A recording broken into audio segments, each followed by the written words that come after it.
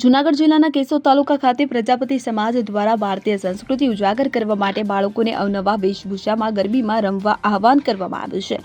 નવરાત્રિના 9 દિવસોમાં જગતજનની જગદંબાની આરાધના કે ઉપાસનાને વિશેષ ફળદાયી ગણવામાં આવે છે. પ્રજાપતિ સમાજ દ્વારા ભારતીય સંસ્કૃતિ ઉજાગર કરવા માટે બાળકોને અવનવા વેશભૂષામાં ગરબીમાં રમવા આહવાન કરવામાં આવ્યું છે.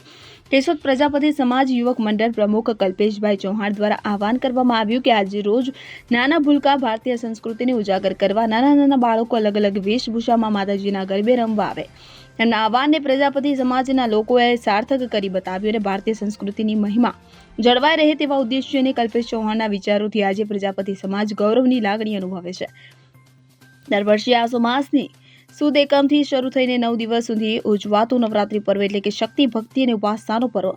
નવરાત્રિના પ્રથમ દિવસે શુભ મુહૂર્તે ઘટ સ્થાપન એટલે કે કુંભ સ્થાપન કરી એ કુંભની આસપાસ જવારા ઉગાડાય છે અને દરરોજ એ કુંભ અને જવારાની પૂજા કરાય છે. નવરાત્રિના દિવસોમાં કરાયેલી જગત જનની જગદંબાની ઉપાસનાનું મહત્મય અનેરું છે. અનિરુદ્ધ બાબરિયા સાથે CN24 ન્યૂઝ કેશોદ. હવે જુઓ દેશ દુનિયાની તમામ ખબરો તમારી આંગળીના ટેરવે. ઉઠાવો મોબાઈલ અને Google Play Store પરથી ડાઉનલોડ કરો અમારી CN24 ન્યૂઝ મોબાઈલ એપ.